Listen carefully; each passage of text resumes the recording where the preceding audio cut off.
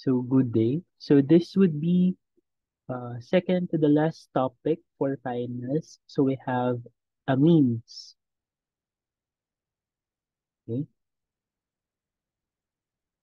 So amines are compounds in which one or more of the hydrogens of ammonia have been replaced by alkyl groups. Okay. So we have ammonia and H3. So amine can be primary, secondary, or tertiary amine. Okay? When say primary amine, it comprises of one one R group, two hydrogens attached to nitrogen. Okay?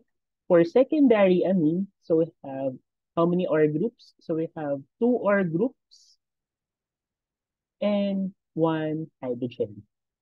And lastly, for tertiary amine, so we have three R groups, no hydrogen is attached to nitrogen. Okay? So we have primary, secondary, and tertiary amine. So remember, smaller amines are characterized by their fishy or odor. So yung mga smaller amines, ang characteristic odor nila, we have fishy odor. So for example, we have fermented shark, okay? Fermented shark, which is a traditional dish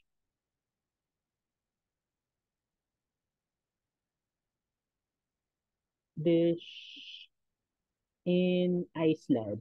Okay? We're in yung fermented shark, okay? Ano bang characteristic odor niya? We have ammonia rich yung smell niya. Ammonia rich smell. So what would be the reason behind this ammonia rich smell or fishy odor? Remember, the craziest fact about Icelandic fermented shark is that the Greenland shark, which is the prime meat used to produce, it is actually poisonous. Okay? So poisonous kasi yung shark meat kapag fresh.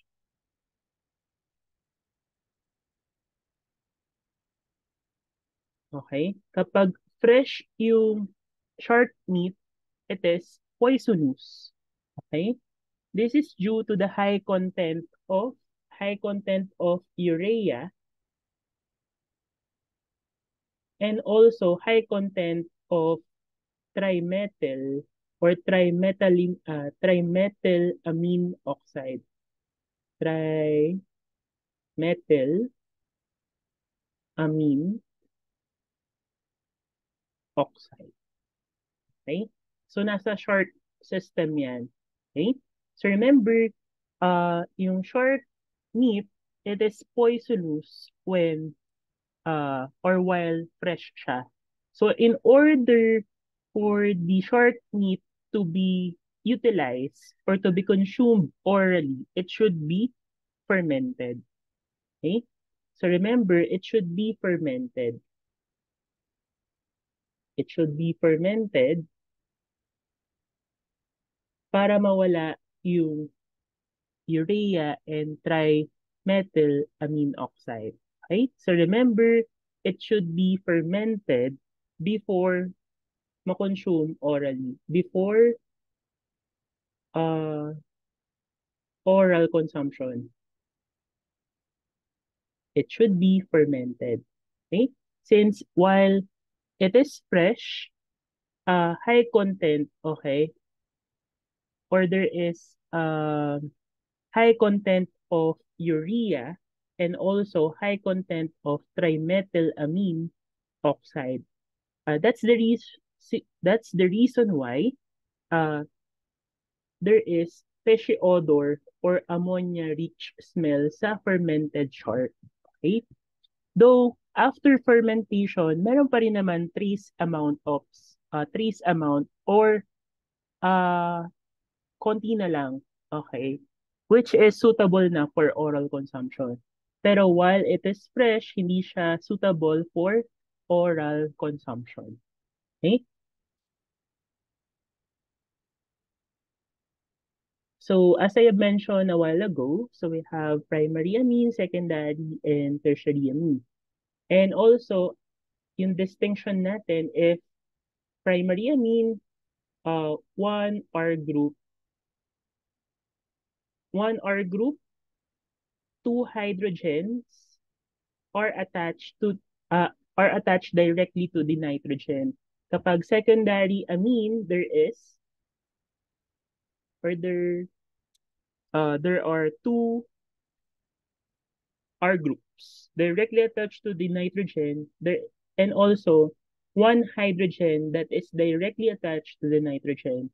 Then lastly, we have tertiary amine, which comprises of how many R groups? So we have three R groups and there is no hydrogen. Okay? So we have amines, okay? We have cyclic amines. So we have pyrrolidine, we have pyrrole. So what would be the distinction?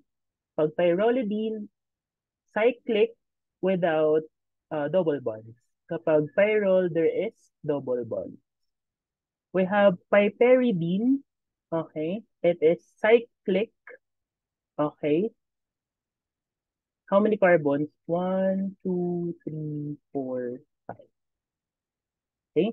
And you have pyridine, okay, or pyridine. So we have six-membered ring din siya, like piperidine. Sa six-membered ang piperidine, pero yung pang six ay nitrogen. So ganun din, we have five carbons, one, two, three, four, five. And yung six member would be nitrogen. So we have pyridine. And then there is alternating single and double bond. So we have piperidine and pyridine. And we have aniline. Okay. So benzene ring, and there is amine. Amine or amino group that is directly attached to benzene ring. So we have aniline. Okay, we have aniline. Um, remember, uh, for DNA and RNA, it comprises of nitrogenous bases. So remember, DNA and RNA comprise of different nitrogenous bases. So first one, we have pyrimidine. Okay, we have pyrimidine. So this would be the structure of pyrimidine. We have two nitrogen and also alternating single and double bonds. So ano ba yung mga famous na uh, nitrogenous bases? Yung three pyrimidine bases. Meron tayong mnemonics for that. So we have PIRCOT. PIR stands for pyrimidine and COT for the three pyrimidine bases. So we have cytosine, we have thymine, gawin natin, we have PIR. PIR stands for pyrimidine and CAT for the three pyrimidine bases. So we have cytosine, we have uracil, and in letter T, so we have thymine. So remember, cytosine can be found, okay, both in DNA and RNA. While uracil is a pyrimidine base. It is a pyrimidine base that can only be found in RNA. So RNA only. While thymine, okay, can be only found on DNA. Okay, so remember, we have nitrogenous bases. So we have pyrimidine bases. So under pyrimidine, so we have fat. We have cytosine, uracil, and thymine. Cytosine, it is a pyrimidine base that can be found on DNA and RNA, while uracil can be only found or can be found only in RNA, while thymine, it is a pyrimidine base that can be found in DNA only. So DNA only for thymine, RNA only for uracil, and both DNA and RNA for cytosine. Okay? So remember, DNA stands for deoxyribonucleic acid. Kapag RNA,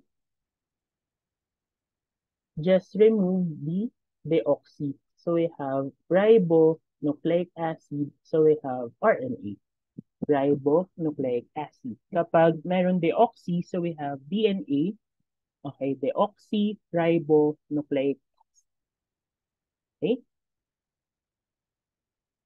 And how about this structure? So kung meron tayong pyrimidine, we have purine. So in this case, purine ang tawag natin dito.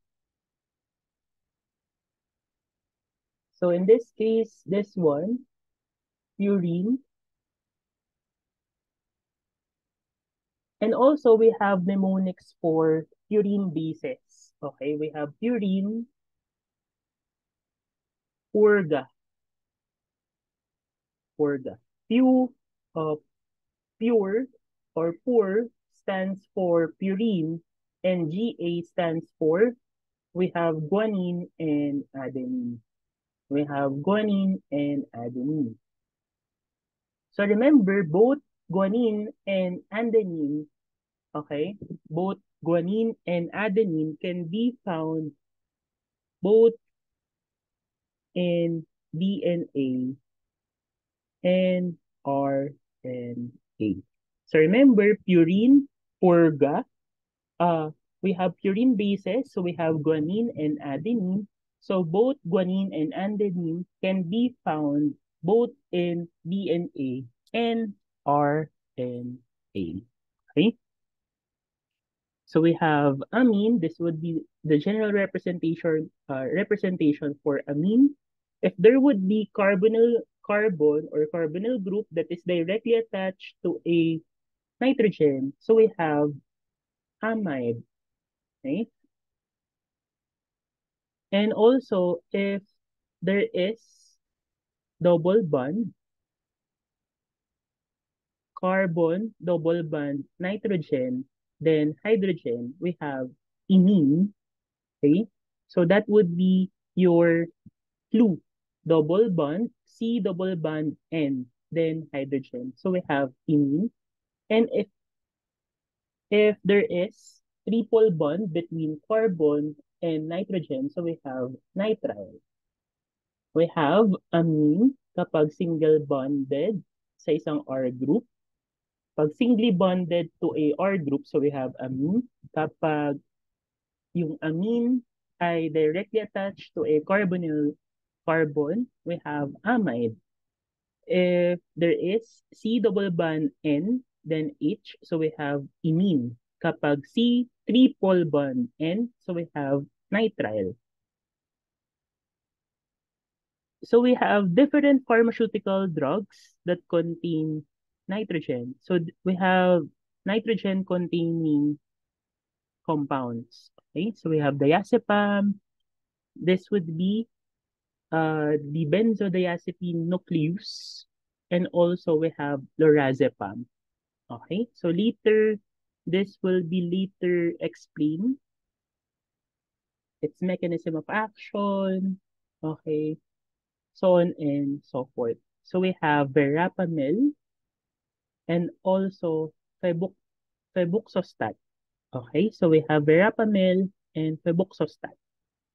Okay, so this would be yung priority table natin, as I mentioned. So we have carboxylic acid, we have aldehydes and ketones.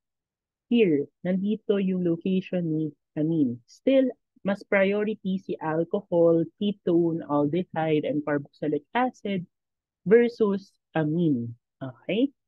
But still, amine has higher priority compare mo sa alkene, alkyne, and also sa alkyl, alkoxy, and halogen. Okay? So as per with the nomenclature of amines, so remember, the root name is based on the longest continuous chain containing the nitrogen. Okay? Containing the nitrogen, you have you have to omit letter E and add the suffix amine. Okay? And also, the appropriate multiplier, 'di ba? Gumagamit tayo ng prefix. Okay? For 2, we have di. We have tri for 3. Is inserted before the suffix amine. Okay? For example, diamine, triamine, so on and so forth. Okay? For example, in this case, we have how many carbons and longest continuous chain? So we have 1, 2, 3, 4. So it is, ano yung alkene muna? Yung alkene portion, we have butane. Butane. Then you have to locate yung possession ng amine. Okay? So we have butane. Omit mo yung letter E. Locate mo yung possession ng amine, which is directly attached saan? Sa carbon number 1. So we have butan 1 amine or butanamine. Also, we have this structure, saan tayo mag-start, kung saan mas malapit. So, kung saan mas malapit si amino group or amine group. So, we have, mag-start tayo from right to left instead of left to right. So, we have 1, 2, 3, 4. Still, ito ay butane. You have to locate the possession of amino group or amine. So, we have butan, 2, amine. Okay? Butanamine. Okay?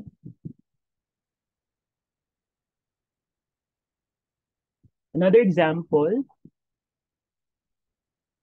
3 carbons. So we have propane. You have to locate yung possession ng amine. So we have propan, 1 amine. How about yung second structure? Okay, if it is diamine, remember, gagamit tayo ng multiplier or prefix for that. So we have di and di. So in this case, so we have how many carbons? So we have 2. So we have ethan. Ethan, you have to locate the possession of the 2 amine groups. Okay, so we have nasa carbon 1 and 2. So we have ethan 1, 2. You have to use the multiplier di. So we have ethan 1, 2 diamine. Okay. Another example. What if the alkyl group or the substituent is directly bonded to the nitrogen? Okay. So a number identifies the carbon to which the nitrogen is attached. So the name of any alkyl group bonded to nitrogen is preceded by an N. Capital N, naka-italicize, in italics, to indicate that the group is bonded to a nitrogen rather than a carbon. So for example, we have this one. So the longest continuous chain we have 1, 2, 3, 4, 5, 6. Okay? So we have 1, 2, 3, 4, 5, 6. So this would be hexane. Nasaan ang nitrogen? Nasa pangatlong carbon. Nasa third carbon. So you have to indicate the position of the nitrogen. But first, we have to identify the alkyl group that is directly attached to the nitrogen, which is ethyl. So yung ethyl group is directly bonded to the nitrogen. So we have, what would be the IUPAC name? We have N, alkyl group, so we have ethyl. Longest continuous chain, so we have hexane. You have to indicate the position of the nitrogen or the amine. So we have hexane 3 amine. We have N-ethyl hexane 3 amine. Okay? Another example, what would be the longest continuous chain? So in this case, ang longest natin, we have this one. Then, si nitrogen is attached to the first carbon. So we have 1, 2, 3. Then we have substituents that are directly attached dun sa amine group natin or directly attached to the nitrogen. So in this case, what would be the IUPAC name? So isang metal, isang ethyl. So we have to arrange it alphabetically. So we have N, ethyl,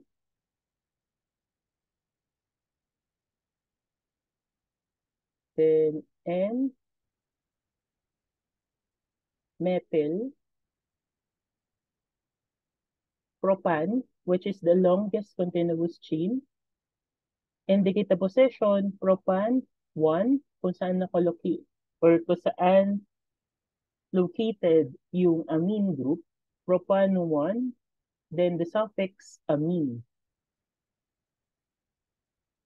So we have an ethyl and methyl propan 1 amine. We have an ethyl and methyl propan 1 amine. Okay? Another example, this case, what would be the longest continuous chain? We have 4 carbons. We have 1, 2, 3, 4. Meron tayong isang substituent na naka-attach sa nitrogen.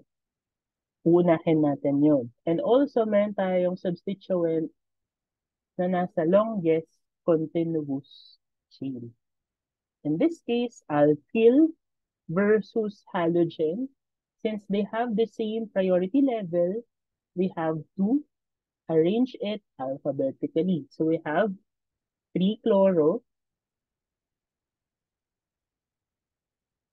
Locate the metal group. So we have N,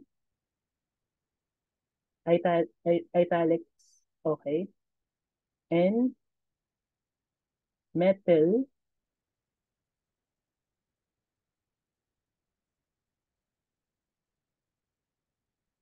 butan, amine. Butan, 1 amine, okay. 3-chloro, N, methyl, butan, amine. Nakuha po. Or just simply butanamine. Okay? Kapag nasa carbon number 1 naman, okay lang may omit yung 1. And also, pwede ring 3-chloro N-methyl 1 butanamine. Okay? Pero using the latest guidelines, so we have 3-chloro N-methyl butan 1 amine. How about the last one? Longest continuous chain. So we have how many carbons? So we have 5 carbons. Nasa carbon number 2, yung amine group. While nasa carbon number 4, yung halogen. So we have arrange it alphabetically. Ilan ang alkyl group na naka-attach sa nitrogen? So we have 2. Okay? We have 2. So we have, unahin ang halogen. So we have 4-bromo, N, N. Remember, dimethyl to. Kahit na nasa same nitrogen sila, you have to reiterate the possession. Okay? That's the reason why N, comma, N, dimethyl, hyphen, pentan, or pwedeng huwag na tayo mag-hyphen dito. Pwedeng dimethyl, pentan, 1, pentan, 2, amine. Okay?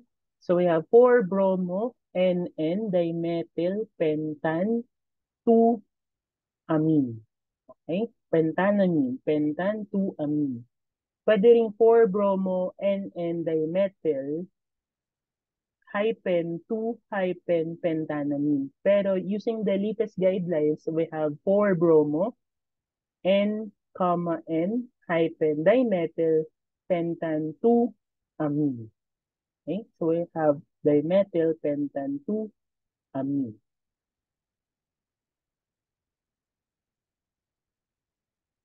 When other functional groups are present, the amino group is named as the substituent. For example, as I mentioned a while ago, in terms of priority level, mas mataas ang may mga carbonyl-containing compounds versus amine. So, if there is functional group na higher than amine, si amine ay magiging substituent amino group. So, in this case, we have, since ito ay ketone, mas mataas ang ketone versus amino. Name the longest continuous chain. Okay? So either way, pwede naman. Pero since dito, mas favorable din naman sa amino group, dito tayo mag-start. So we have 1, 2, 3, 4, 5. Kahit naman sa kabila, 1, 2, 3 pa rin. Kaya lang, least number dapat na makuha ni amino. So in this case, so we have 1 amino pentan kasi 5 carbons, pentan, nasaan ang carbonyl carbon? Nasa position 3. Pentan, one. We have 1 amino, pentan, 3, one. We have 1 amino, pentan, 3, one.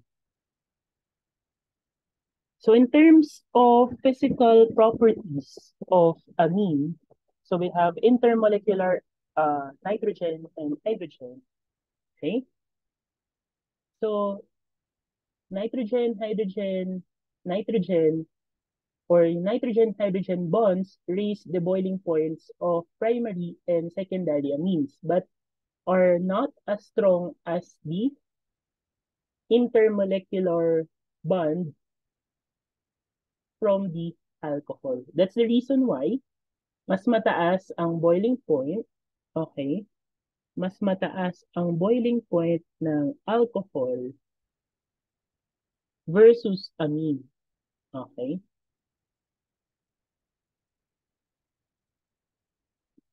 With almost the same molecular weight. So all three classes of amines can form hydrogen bonds with the OH group of water. Yung primary and secondary amines can also form hydrogen bonds with the oxygen atom in water. Thus, most simple amines with up to 5 or 6 carbons are either completely or appreciably soluble in water. So I'll repeat, simple amines, okay? We have simple amines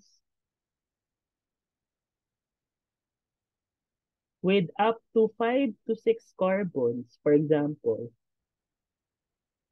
In terms of their solubility sa water, they are completely or appreciably soluble in water.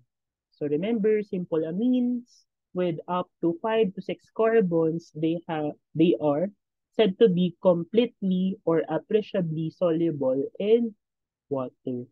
So the boiling points of the compounds in a homologous series of ethers, alkyl halides, alcohols, and amines increase with increasing molecular weight.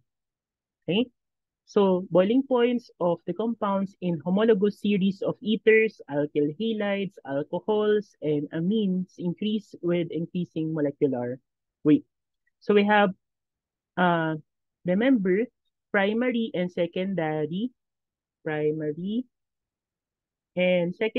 amines have higher boiling point with alkenes with similar or almost the same molecular weight. So alkene versus amine, so we have primary and secondary amine, they have higher boiling points than alkenes with similar molecular weights. So an amine has a lower boiling point. So remember, amine versus alcohol, si amine ay lower ang boiling point in comparison with alcohol. Okay? So remember, in comparison or versus alcohol, amine has a lower boiling point than alcohol with a similar or almost the same molecular weight. Okay? So we have common pharmaceutical drugs. So we have catecholamines. Okay. Catecholamines refer generally to all organic compounds that contain a catechol nucleus. So this would be the catechol, ortho dihydroxybenzene. So this would be the catechol. Okay. And an ethylamine. Okay. So we have ethylamine. Okay. Ethylamine group.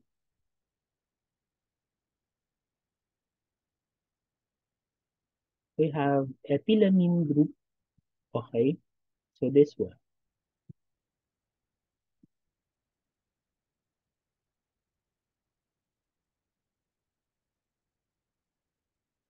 So this would be example of catecholamines. So catecholamines, so we have catechol, we have ortho dihydroxybenzene with an ethylamine group. So we have three catecholamines. So we have epinephrine, dopamine, and norepinephrine. So remember, so we have epinephrine, dopamine, and norepinephrine. Okay? So this catecholamines, okay,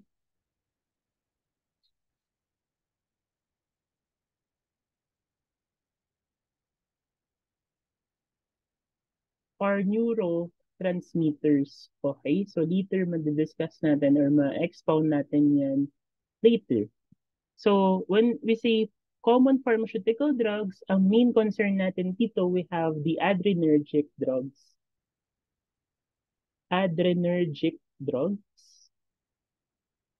Adre adrenergic drugs, these are medications that stimulate, okay, stimulate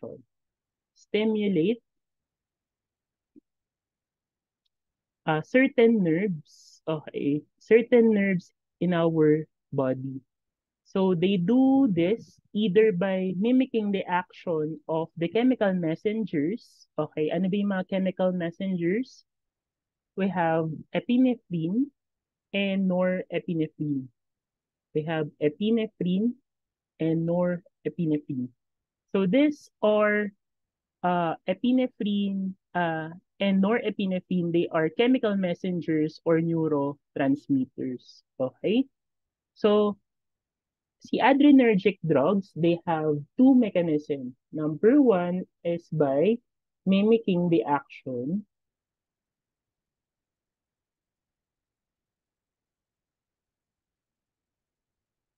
of the chemical messengers. As I mentioned, so we have epi and norepi.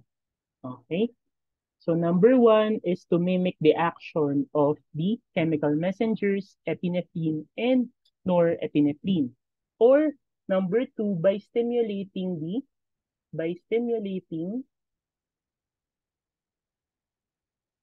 their release.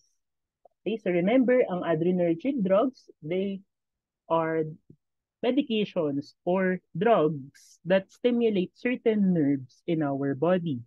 So, what would be their mechanism of actions? So, number one, uh, they can mimic the action of the chemical messengers epinephrine and norepinephrine. And then number two, they can also stimulate the release release of epinephrine and norepinephrine. Okay? So adrenergic means working on adrenaline. Remember, epinephrine is other name natin for epinephrine. So we have adrenaline. Other name natin for norepinephrine, we have noradrenaline. Noradrenaline. Okay? Epinephrine, also known as adrenaline. We have norepinephrine, so we have noradrenaline. Okay?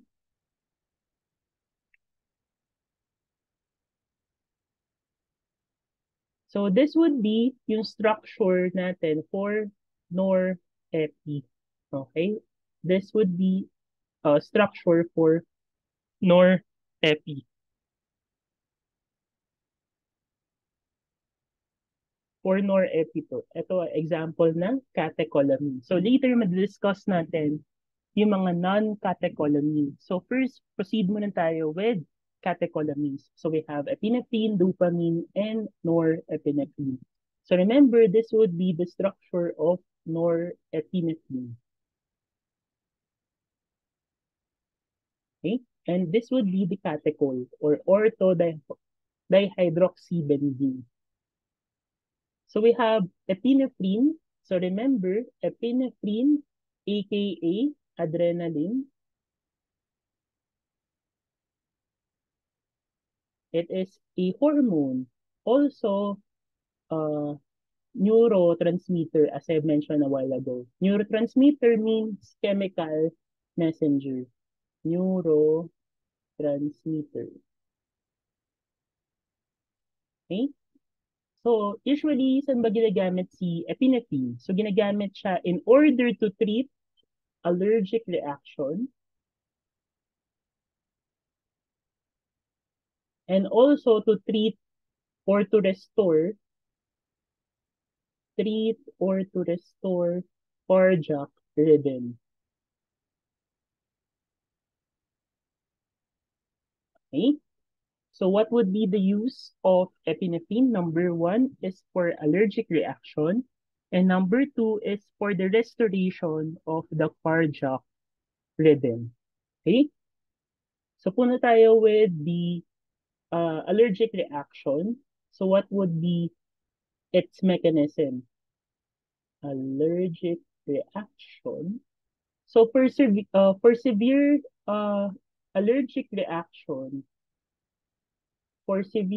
allergic reaction, usually nagkakaroon tayo ng hypotension. Hypotension,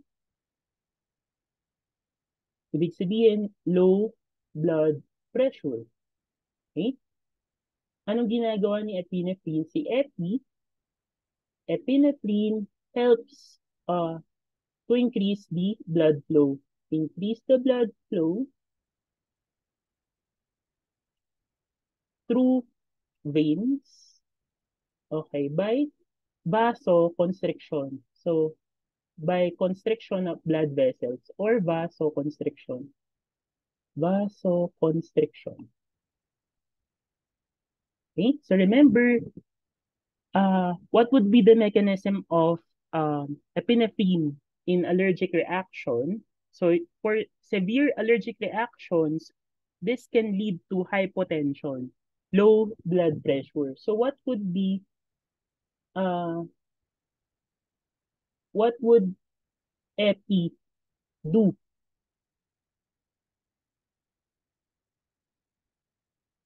Anong gagawin ni epi in order to treat hypotension? So we have vasoconstriction or constricting of blood vessels, uh, thus increasing the blood flow through the veins. Okay?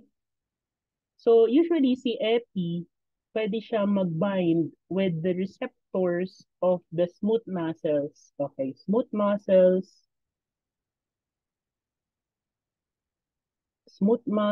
that can be found on the lungs. Okay? So epinephrine helps to relax the muscles, blocking the airways and allows breathing to return to normal. So as you can observe or as you can notice sa mga may severe allergic reaction, there is vasoconstriction, okay, on the smooth muscles that can be found on the lungs. So, another mechanism of epinephrine, ang ginagawa niya is to relax these muscles that can be found uh, in the lungs, okay, to relax this muscle, uh, since sila yung nagkakos ng blockage dun sa airways. So, relax.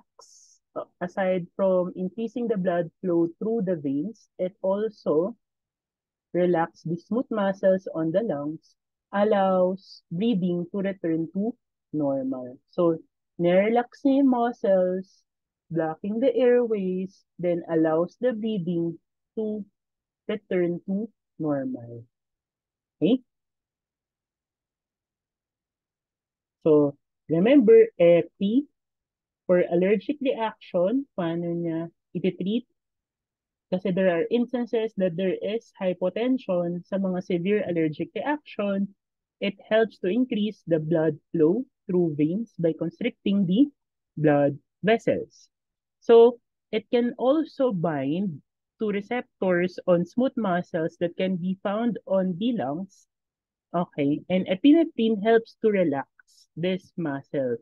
Okay, blocking the airways and allows breathing to return normal. Okay? So how will epi restore yung cardiac rhythm? So in the heart, it increases the rate and force of contraction. So epi, kung kanina ay sa lungs, okay, nirelax niya ang smooth muscles para makahinga due to anaphylaxis or severe allergic reaction. So we have epi sa heart naman, ini-increase ang rate and force, rate and force of contraction.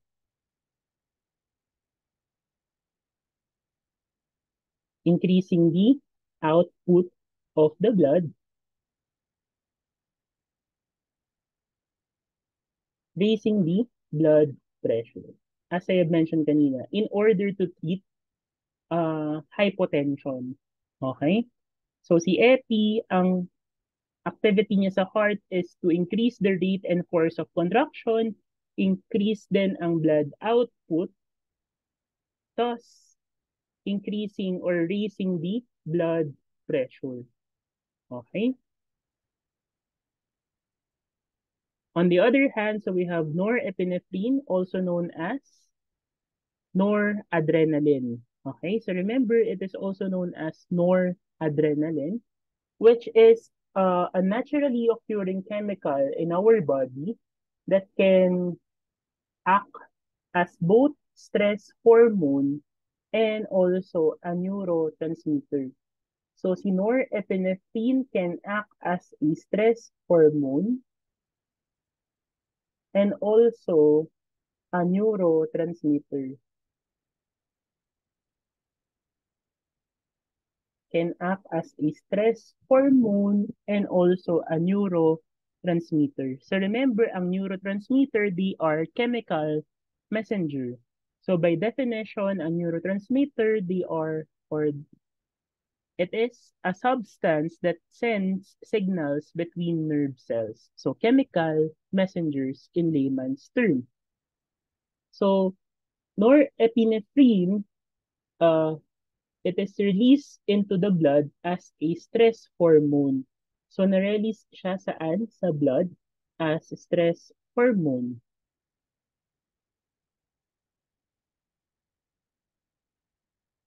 Na-release siya sa blood when our brain perceives that a stressful event has occurred. Okay?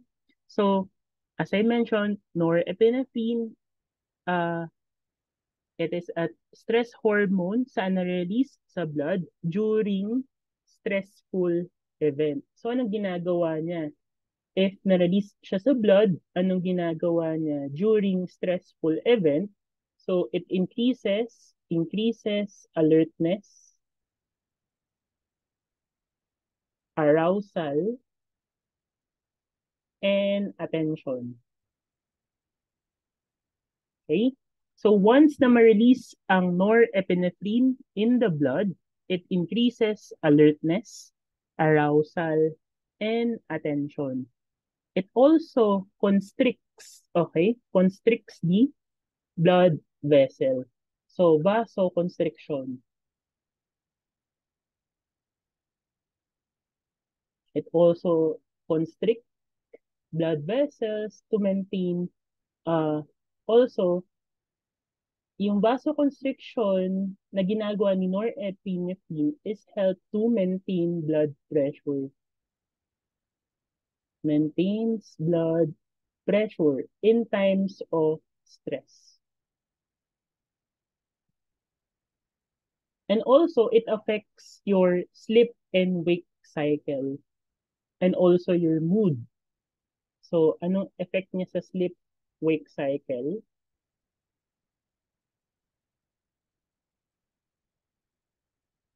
Increases sleep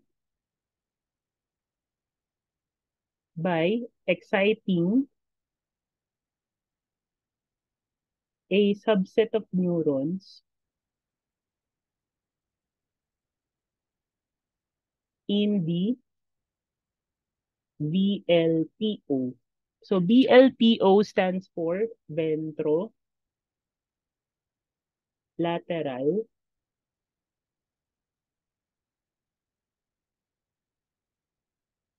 preoptic. Okay? So what would be the effect of norepinephrine sa sleep-wake cycle? It increases the sleep by exciting a subset of neurons in the VLPO. VLPO stands for ventrolateral preoptic. So we have the VLPO nucleus. Okay? So in-excite niya yung mga neurons na nasa VLPO or ventrolateral preoptic nucleus, which can be found sa ang part ng hypothalamus. Saan? Erase muna natin. So si VLPO, saan nakikita? Sa anterior part ng hypothalamus. Anterior hypothalamus. Remember, yung anterior hypothalamus or yung VLPO nucleus in the anterior hypothalamus is the major area of the brain that controls sleep induction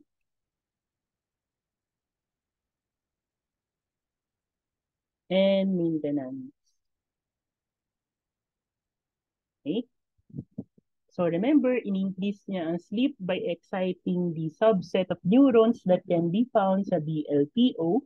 VLPO stands for ventrolateral preoptic nucleus that can be found sa anterior hypothalamus. This is the major area of the brain that controls sleep induction and maintenance.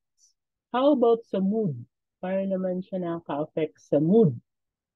Norepinephrine has been shown to play a role in a person's mood and ability to concentrate. So remember, kapag mababa ang norepinephrine mo, may lead to ADHD. Can be associated to ADHD. Meaning ulit ng ADHD ay attention deficit hyperactivity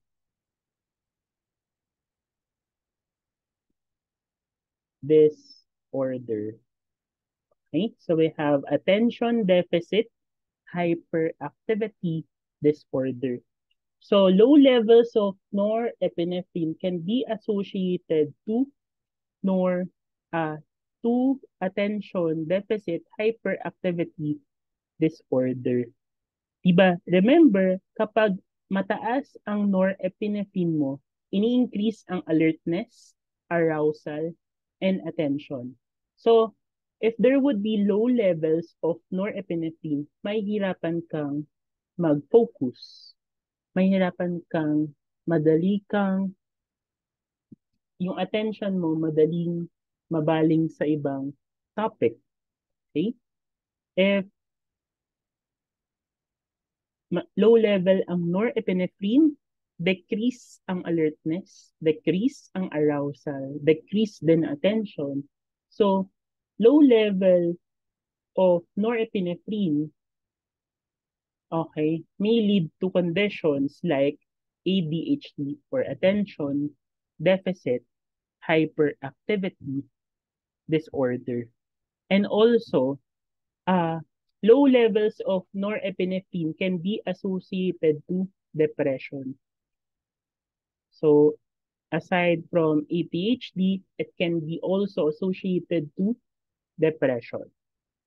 Okay?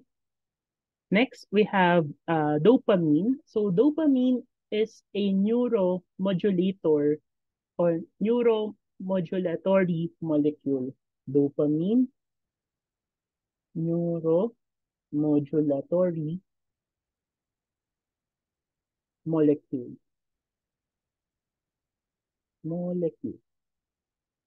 That plays several important roles in cells. So it plays a role in many important body functions, including movement, okay? We have memory. So anong kinokontrol? Ano yung piniplay na role niya in many body functions, pwedeng sa movement, for memory, for pleasurable reward,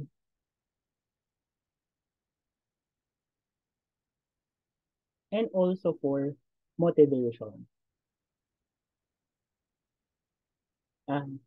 Like norepi, high or low levels of dopamine can be associated with several mental health and neurological diseases. Okay?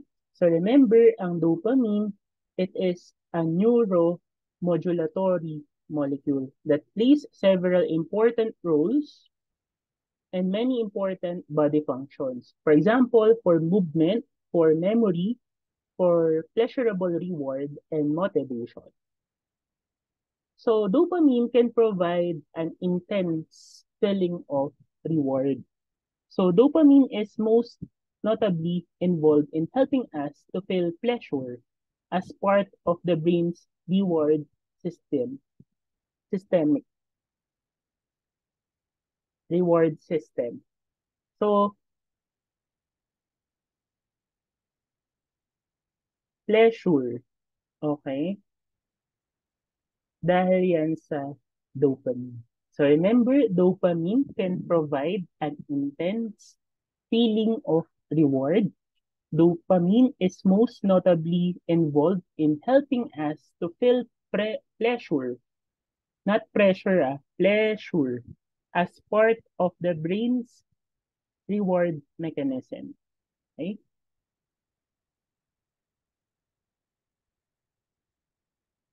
So we have norepinephrine, we have epinephrine and dopamine. So punta tayo with non-catecholamines. Non-catecholamines, these are compounds lacking of catechol hydroxyl groups. We have phenylephrine, ephedrine, and amphetamine. We have phenylephrine, ephedrine, and amphetamine. So we have phenylephrine, okay, di ba ito ay nasal decongestant that is used to treat stuffy nose and sinus congestion caused by common colds, a fever, and other allergies. Remember, si phenylephrine, uh, ang pharmacological class niya ay alpha-1 agonist. Alpha-1 agonist.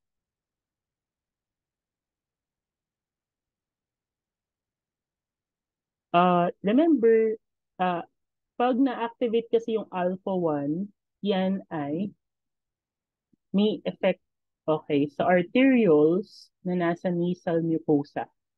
So this causes vasoconstriction. So nagko-cause ng vasoconstriction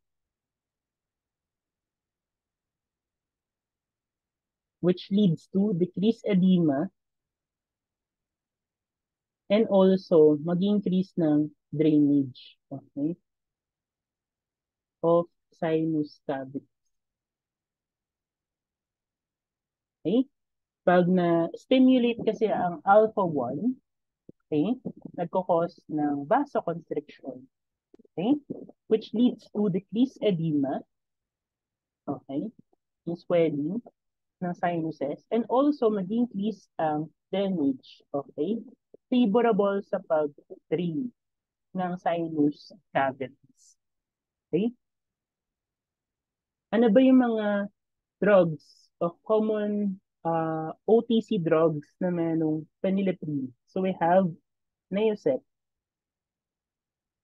we have Bioflin. Okay? Remember, si Neosep, merong Neosep Forte and meron din non-drowsy. Okay?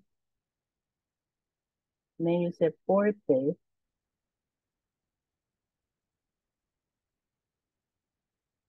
and merong Neosep non-drowsy. Ano ba ang generic name ng Neosep? Di ba pag Neosep merong phenylephrine, yung salt form ng phenylephrine nandito yon, phenylephrine HCl. What we have chlorphenamine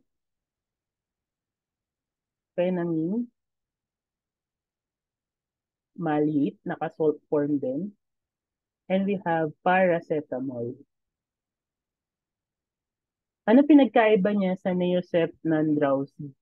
So sa Neosep non-drowsy kasi walang chlorphenamine. Chlorphenamine. Walang chlorphenamine. Mali. Remember, dun sa Neosep na yun, si phenylephrine yun yung nasal decongestant. Si paracetamol ay effective fever reducer and pain reliever. Si chlorphenamine maleate, yan ay for antihistamine. Yan ay anti-allergy, relieves symptoms such as runny nose, sneezing, and itchy and watery eyes. Since, di ba, ang antihistamine usually nagkakos ng drowsiness. So without this component, without chlorphenamine maleate, hindi na magkakos ng drowsiness si Neosep. Okay? Non-drowsy na siya. Since wala siyang component ng chlorphenamine maleate. Kapag Neosep forte, we have three. So we have phenylephrine hydrochloride, we have chlorphenamine maleate, and we have paracetamol. Kapag non-drowsy, wala yung antihistamine, wala yung anti-allergy. Wala yung chlorpheniramine maleate. Okay?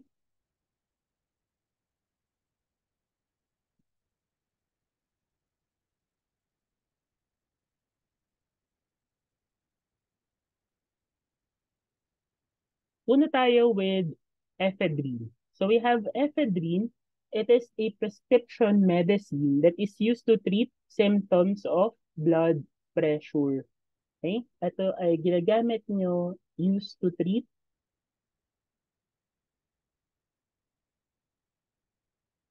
symptoms of low blood pressure during anesthesia. So during anesthesia, nagkakaroon ng low blood pressure, hypotension. So anong ginagawa niya? Ang principal mechanism niya is relies on its indirect stimulation ng adrenergic receptors. So remember, kailangan ma-stimulate nila yung receptors para magkaroon ng activity or effect sa body. So, by stimulation of adrenergic receptors, in-increase niya ang activity ng norepinephrine sa postsynaptic. Okay? Yung alpha and beta receptors. Kapag adrenergic, alpha and beta yan. So, bigyan ko kayo ng clue. Okay? Para mas madaling tandaan. We have A or ganito yan, alpha. We have B, beta. Okay? So remember, alpha, A, arteries.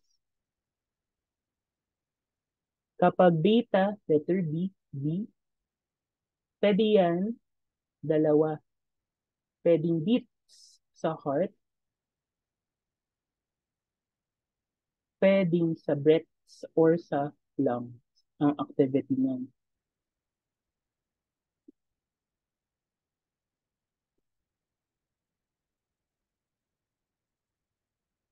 Okay? Kapag beats, kasi merong beta 1 and beta 2. Kapag beta 1 sa heart, okay, beta 1 sa heart, kapag beta 2 sa breaths or sa lungs, okay, beta 2. So, para natin gagamitin itong uh, mnemonics na to. So, we have A, alpha, alpha for arteries. We have B, beta for beats for the heart. And also, breaths for the lungs, beta 2. Beta 2 sa lungs, yung beta 1 ay sa heart. For example, ang drug natin ay beta 2 agonist. Okay? Beta 2 agonist. Beta 2 agonist. Anong ginagawa ng beta 2 agonist? Yan ay nirelax niya yung smooth muscle, di ba kanina kapag sa beta, nirelax niya yung smooth muscles na sa lungs, okay, para yung airway, makadaan yung hangin. Kaya yung beta 2 agonist ay ginagamit for asthma. Okay? What if alpha 1 agonist? Diba, sino ba yung alpha 1 agonist na na-discuss natin kanina? Sino yung alpha 1 agonist kanina? Sino yung alpha 1 agonist kanina? Sino ang alpha 1 agonist? Yung alpha 1 agonist natin kanina ay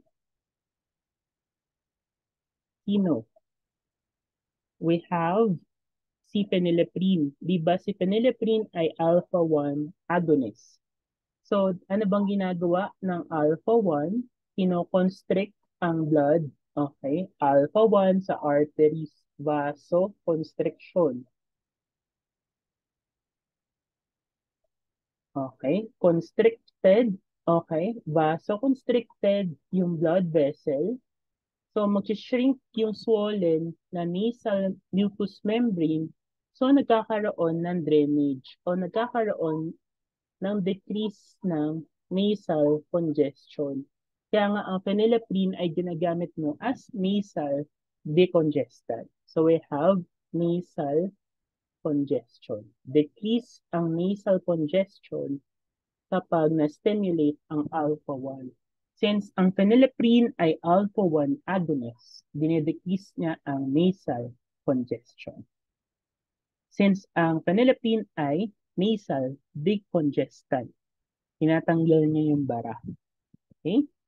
A, alpha, arteries. Arteries ang involved. Kapag beta, pwedeng beats, pwedeng heart. Kapag beta 1, ang involved ay heart. Kapag beta 2, ang involved ay lungs. So, ang beta 2 agonist ay for asthma and ang alpha 1 agonist ay nasal decongestant. Nagde-decrease ang nasal congestion via constriction ng arteries.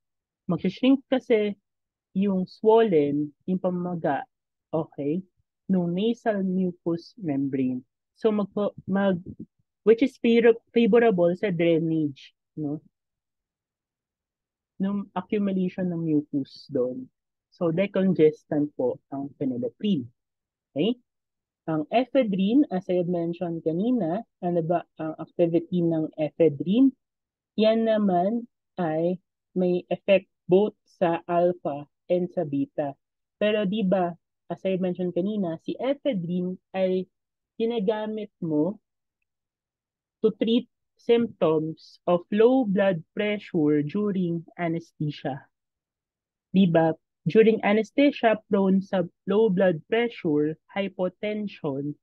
So, ang principal mechanism of action ng ephedrine relies on its indirect ang stimulation of the adrenergic receptors by increasing the activity ng norepinephrine. In-increase niya ang activity ng norepinephrine saan? Sa postsynaptic. Sa alpha and beta. Alpha and beta. In-increase niya yung activity ng norepinephrine at the postsynaptic, yung alpha and beta receptors. Okay? Pinaka-mechanism niya, indirect ang stimulation sa mga adrenergic receptor system. Okay? Kaya siya ginagamit for hypotension na experience during anesthesia. So we have amphetamine. Amphetamine ay contracted from, so alpha methyl phenethylamine. Ibig sabihin, parang pinaikli lang na alpha-methyl phenethylamine.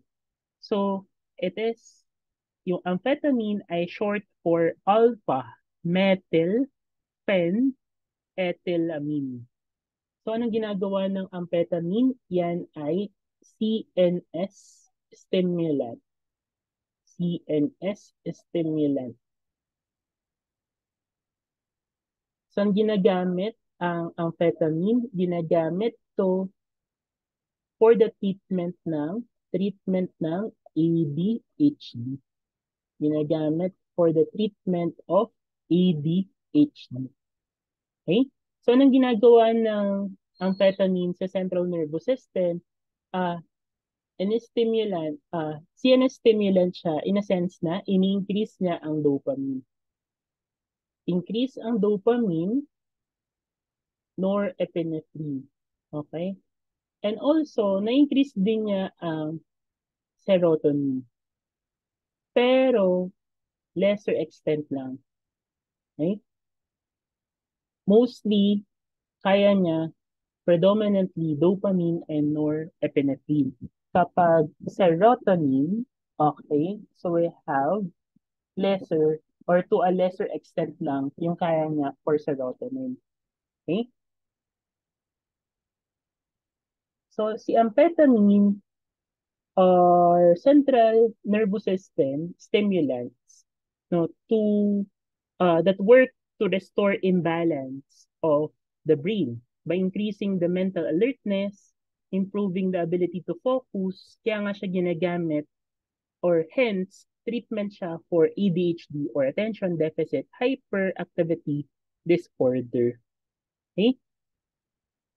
Also, ginagamit din siya for narcolepsy.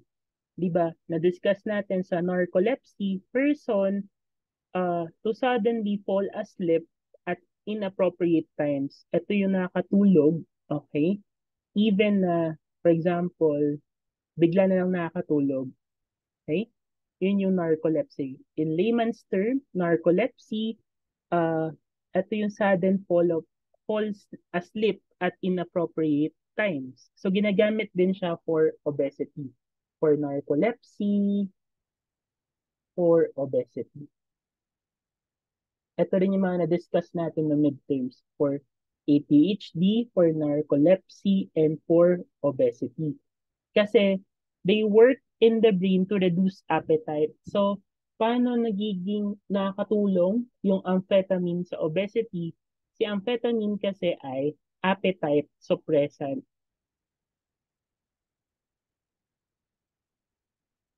Reduce appetite and in-increase ang stamina or in-increase ang locomotion. Increase locomotion or stamina.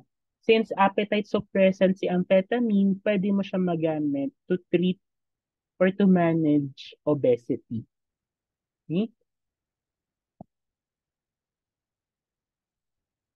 We have diazepam, benzodiazepine, and lorazepam. So remember si benzodiazepine, okay, work by enhancing a very important neurotransmitter. So we have yung GABA. So ine-enhance niya yung GABA. Ano bang ibig sabihin ng GABA? Gamma, amino, butyric acid. Okay? So we have gamma, amino, butyric acid. So si GABA, uh, yan ay very important na neurotransmitter. Okay? So yung GABA receptors occur throughout the cortex and limbic system in the brain and act to inhibit the neuronal activity. Okay? So itong diazepam and lorazepam, they are both for seizure. Pwede siya for anxiety. Si diazepam ay ginagamit mo for anxiety, ginagamit mo for muscle spasms, and for seizure. Si lorazepam ay short-acting benzodiazepine. Papansin nyo, yung diazepam and lorazepam, they are both benzodiazepine. Ito yung pinaka-structure nila. Okay? Ito yung general structure natin for benzodiazepine. So they have the same structure, they have the same benzodiazepine nucleus. So si diazepam ay for anxiety, muscle spasms, and seizures. Si lorazepam ay short-acting na benzodiazepine. Ginagamit naman to for panic disorders, for severe anxiety, and for seizure as well. Kasi in general, ang benzodiazepine ay ginagamit mo for seizure. Okay?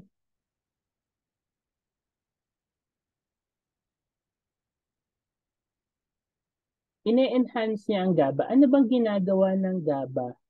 Okay? Uh, Pag ine-enhance kasi ang GABA, nagre-result to sedative hypnotic, so sleep-inducing, anti-anxiety or anxiolytic, anticonvulsant, and muscle relaxant. Kaya nga si diazepam ay ginagamit siya for muscle spasm kasi pag na-enhance ang GABA, okay, yan ay muscle relaxant. Muscle relaxant. Okay? Anxiety, ang tawag naman kapag uh, drug na tinitreat yung anxiety, anxiolytic. Anxiolytic. Okay? Anticonvulsant kapag anti-seizure. Okay? So yung GABA receptors, as I mentioned, nasa cortex, nasa limbic system ng brain, and also act to inhibit yung mga neuronal activity. Kaya nga meron tayong drug na gabapentin. Kaya kung curious kayo bakit gabapentin yung username ko, we have gabapentin. Yan ay approved no to prevent drug siya wherein ginagamit siya to prevent and control partial seizure. So, anong ginagawa ng GABA? So, ang ginagawa ng GABA, ang gabapentin ay GABA analog. Ibig sabihin, parehas siya ng structure. When you say analog kasi, it is a substance that is substantially similar dun sa chemical structure. If it is GABA analog, it is a substance or it is a compound that is substantially similar to GABA. So, nang ginagawa, GABA reduces excitability ng mga neurons. Kaya nga siya ginagamit for anti-seizure. Kasi dinedecrease niya ang excitability of neurons. So, nang ginagawa ng gabapentin, minimimic niya or minimirror niya, ginagaya niya yung effects of the GABA na calming.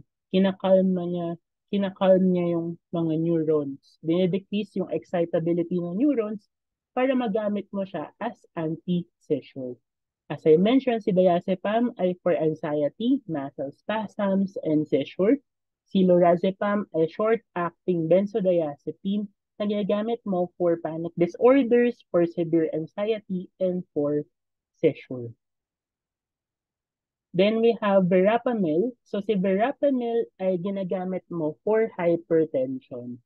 Okay?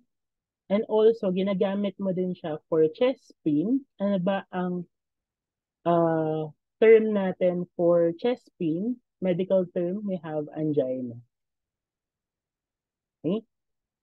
So si verapamil ay, in terms of pharmacological class, yan ay calcium channel blocker.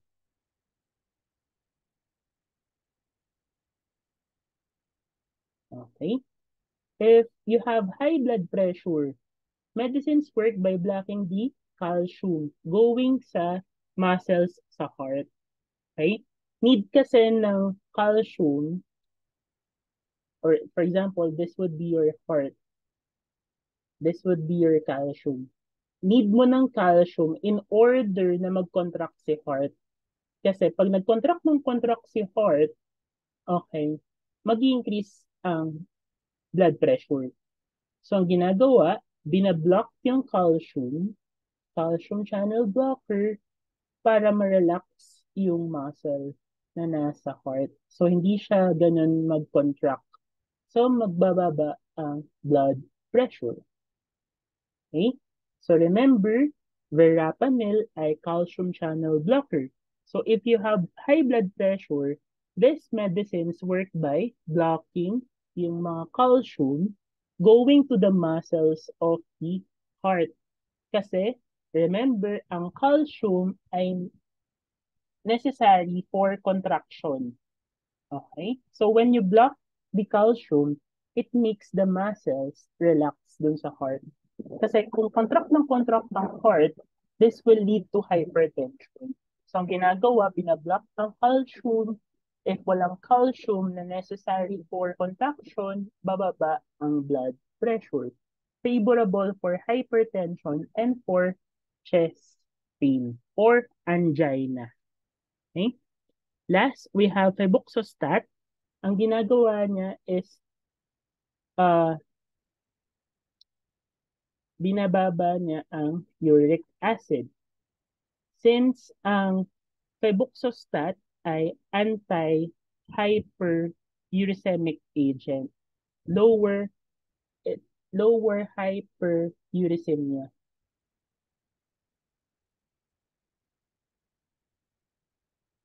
Hyperuricemia, mataas. Ibig sabihin ng hyperuricemia, mataas ang uric acid saan? Sa blood. Increase or high uric acid in the blood. Okay?